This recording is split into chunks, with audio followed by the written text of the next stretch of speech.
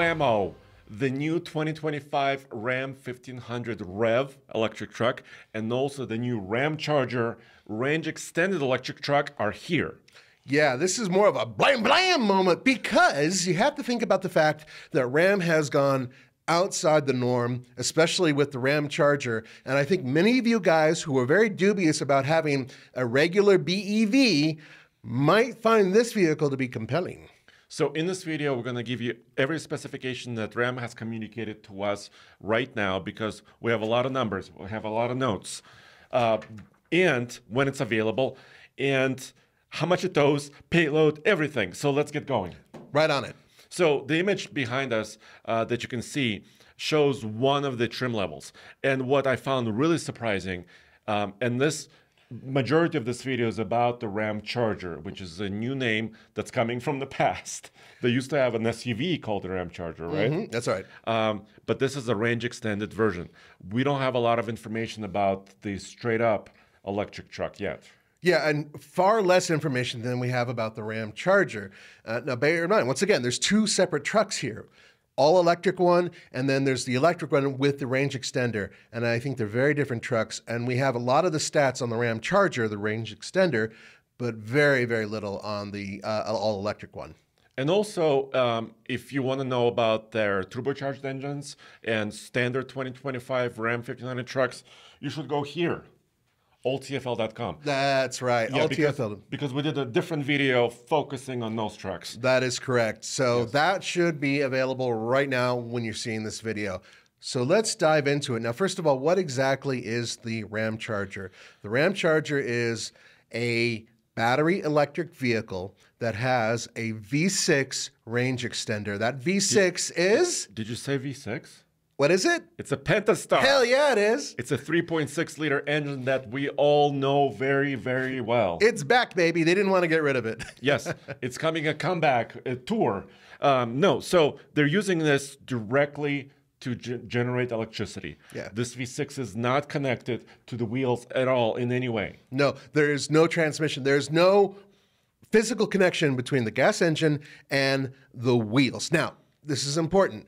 Keep in mind that this is not a vehicle that's going to have a lot of load on its gas engine. We don't know what the gas capacity is yet. However, according to Ram, we have a very long range. Yes. So are you ready? Are you holding the desk or something? 690 total miles of driving range. Right. 690, almost 700. That is huge. So they've been promising this. Remember, they've been teasing us for at least almost 2 years, saying they're going to have class-shattering range, class-shattering capability, and they're actually backing it up with a lot of specifications that we'll go over in this video. That's correct. Of course, not every feature of this truck is class-leading in a way, but the range is by far, because currently the Chevy Silverado EV has a range of 450 miles, right, which is currently the largest and the longest range of any electric pickup truck. But they're bettering it by like 240 miles.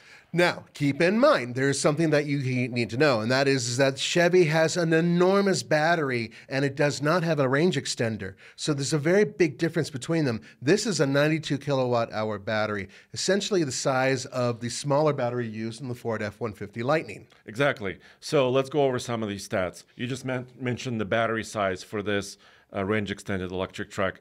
They have two motors, one in the front, one in the rear, and they're using the STLA or Stella heavy frame electrified platform that they also teased and told us about years ago. That's correct. So they're still continuing along those lines. And this particular frame and their body, that kind of looks almost standard, right? It looks like many other Ram 1500 trucks. So they're kind of following where the F-150 Lightning methodology is. Yeah, but right off the bat, the easiest way to tell the difference is if you look at the driver's side of the vehicle, you'll notice not one, but two different doors to receive juice. One is for electricity, one is for gasoline. Exactly. So right now, here's another image. This is the new tungsten edition of the Ram 1500 Ramcharger. And in the bed, there's a little door where it used to be for fuel. Yep. And in the front, by the A-pillar and the front tire, is the new charging port.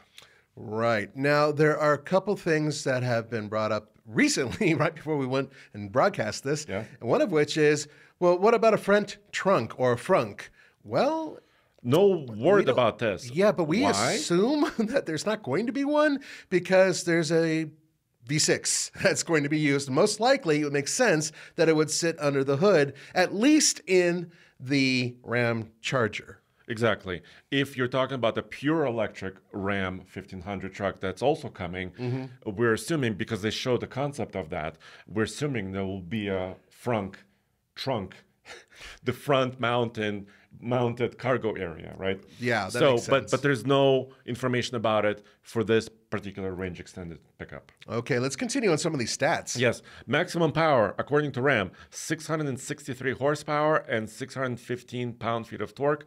That's when you combine both electric motors together. The front motor is disconnectable. So in theory, you could just roll so you're not using all the power if you don't need it. And they said the rear axle could have a optional locking differential feature, which is also very important. You know what else is interesting? Just off the top of my head, the front motor has a slightly higher output than the rear motor, which is interesting. Yeah. You wouldn't expect that, but it might have to do with efficiency. Yeah, exactly. And if you look at other competitive trucks, and they're different size, like the Rivian. Yeah. Rivian often prefers the front because they now have a new display of where the power is going. Right. So they often prefer the front drive unit or the front motor for a lot of their efficiency gains. So that kind of makes sense. It does make sense. Let's continue with other stats. Right. So that V6 we mentioned is capable of generating about 130 kilowatt of maximum charge. That translates to about 174 horsepower. So why did I convert that to horsepower? It's because I was curious, how high does that engine need to rev Not in very order high. to create that energy? Right. Now, it does rev, though, so check this out. What can happen is normally it'll run around and just work as a generator at low RPM in order to power up the batteries as you're driving around. Yes, but let's say you need maximum power. So what it will do is, A, it'll take the energy that's being supplied from the batteries, and B, as the gas engine increases in RPM, it produces even more power going into, I believe, a converter or an inverter box that then shoots that additional power over to those electric motors. So there is going to be a little bit of an RPM change, but it has nothing to do with load because this vehicle does not have to worry about a transmission being hooked up to it and moving around, 4 tons or 3 tons or whatever this thing's going to weigh. And by the way, it's probably going to be pretty heavy. Yeah, and another indicator that it will be heavy is 8 lug hubs and new wheel designs, of course, across the board. We can talk about the styling in a little bit. Yeah. We just want to hit some of these numbers. So in that maximum power output mode, Ram says it will reach 0 to 60 in 4.4 seconds, which is kind of similar where the current F-150 Lightning EV truck is with an extended range battery. Which is plenty fast. Yeah, and it's also in that neighborhood of the Silverado EV RST that's coming up online quite soon. So it's not mind-boggling acceleration, right? It's not a Rivian type of acceleration because the Rivian is a little bit smaller, a little bit lighter. So the Rivian should out-accelerate this truck. Yeah, well, they're very different trucks. And actually, there's something that the Rivian has in common with this vehicle, and that is that Ram, who really did start this many years ago, has 4-corner air suspension. And so that is something that may actually be very valuable if you're going off-road with something this heavy, and it is going to be heavy, I think. A couple things that we should probably go on about, though. Why don't you continue? Yeah. Speaking about off-road, we mentioned the rear locker, but there is no mention of a Rebel Ramcharger, which means a specific off-road model with this electrified platform. Now, yet. However, the regular new Ram 1500 does have a Rebel version to it. So what's interesting is that this electric one is following some of the other trim levels that are available on the standard, what they call the SST, which is the straight 6 turbo. So it's interesting to see the trim levels are there, except for the Rebel is missing. Exactly. And there's no word of a TRX or Not any yet. high-performance, ultra-high-performance Yeah, truck. not yet. But so we're showing you a few versions of this new Ramcharger. And if you know what the current Ram 1500 looks like, you won't be surprised, right? Obviously, right? So it's very similar. The front end is a little bit more smoothed out. We're pretty sure it's for aerodynamics and also efficiencies, right? Yep. But it could look a little bit more butch, probably, It right? used to, yeah. I mean, well, Ram 1500s used to sort of be emblematic of the absolute most, I don't know, macho version of a truck you can get. And they've been softening them over the years. And this is definitely a softer looking truck. But with that being said, if you get it with the right trim, the right fascia, it looks pretty cool still. Obviously that's all subjective, so I'll leave that to you guys. Exactly. Now, let's go on to some other information because we have lots of written stuff. Payload and towing. This is also class leading as far as right now is concerned, at least on paper. Maximum payload is listed at 2,625 pounds. I'm assuming that's for the tradesman, right? Yeah. A little bit more simple version of the Ramcharger. Lighter, perhaps. Yes. And maximum towing is listed at 14,000 pounds. So this is an interesting number because the current F-150 Lightning is rated at 10,000. The current work truck for the Silverado EV is listed at 10,000. Rivian is listed at 11,000 pounds. So 14,000 pounds is way above those other trucks. But Tesla originally teased us with this number. That's what I was going to ask. Say that? That's exactly what I was going to ask. So it's entirely possible that they're aiming for Tesla on this one as well, which would be interesting because it gives them the middle ground. They're not class leading in some of the numbers, but it's entirely possible if this number can be achieved that they will be competitive with Tesla. In addition, once again, there's a gas engine in there, meaning that you will be able to go refuel and keep on going. And I would imagine that that's going to be a huge boon to those of you who have been very concerned about range anxiety with electric pickup trucks. This may solve that. Yes. And once again, we don't know about price. So if you're right now thinking, okay, how does it compare in price, this versus that? We still don't know this. But we do have some information about how you can order it. Yes. So you can pre-order it at ramrev.com. So if you're really, if this is really interesting for you, you can go ahead and do that. The non-range extended version will be available at the very late 2024 calendar year, which means about a year from now. Right. And then this Ramcharger will be a little bit after that, so potentially early 2025-ish time frame. So it's still a little bit away. So it's not going to be available like next month or next, couple months. No. But let's continue because there's more. Yeah. So we mentioned about the generator, right? But they also have DC fast charging, obviously. We saw that door up front for charging, but this is not a class-leading spec. No. And I think it's on purpose. Yeah.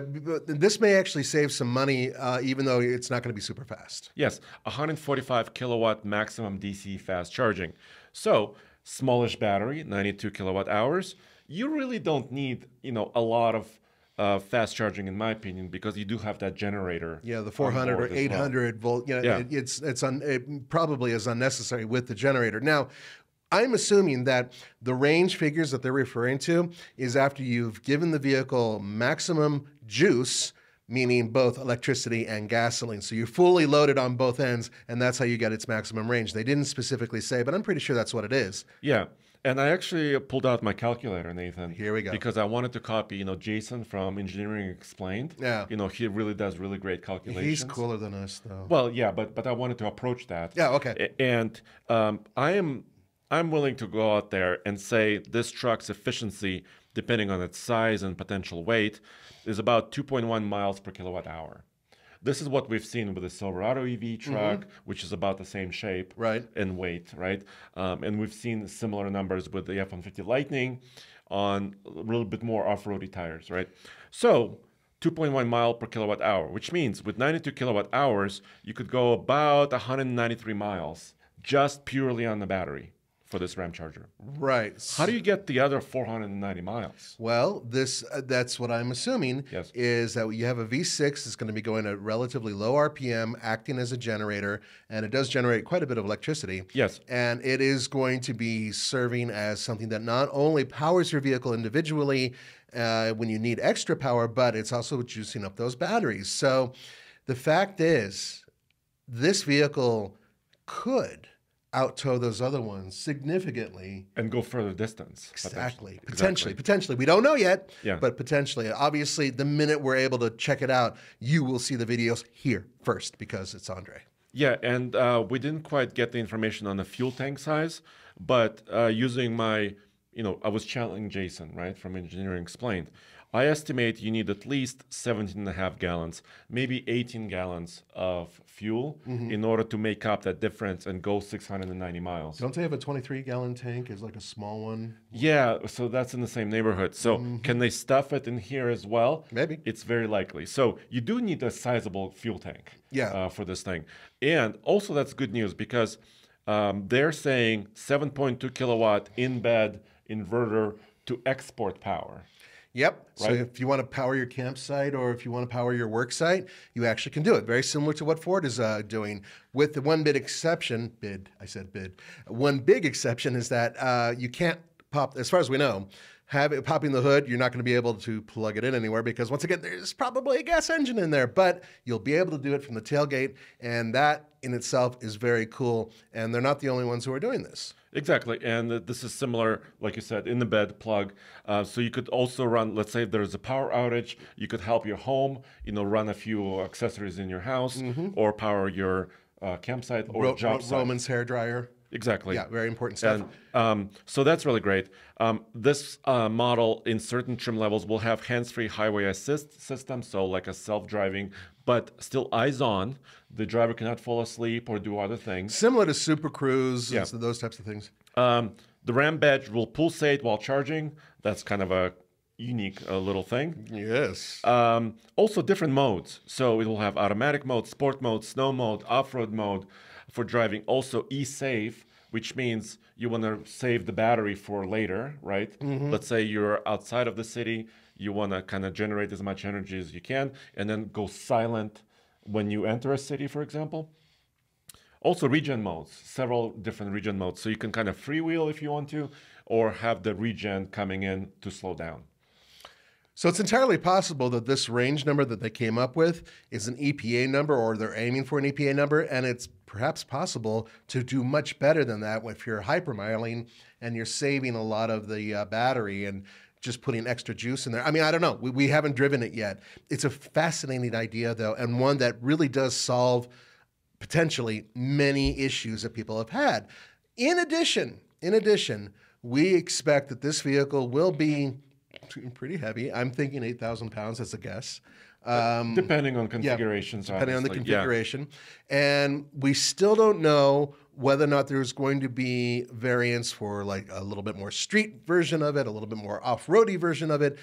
I mean, signs say yes, maybe, especially if it sells well, but we have to wait and see. But there's one thing I wanted to mention. Yes. This is based on the STLA platform. Now, that platform is similar to what Ford is doing, where they have a frame and then they sandwich a battery in between the frame. Okay.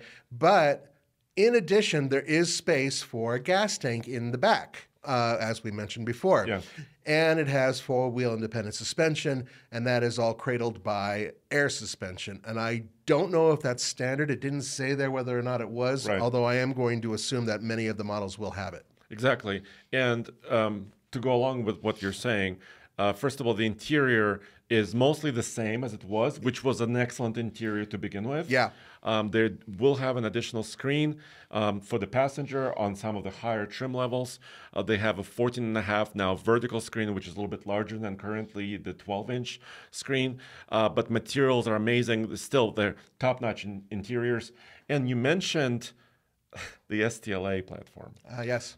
I was just talking to our office manager, Zach, and there's a UAW document published publicly online, which said that STLA electric Ramcharger range extended platform will be used for a Wagoneer.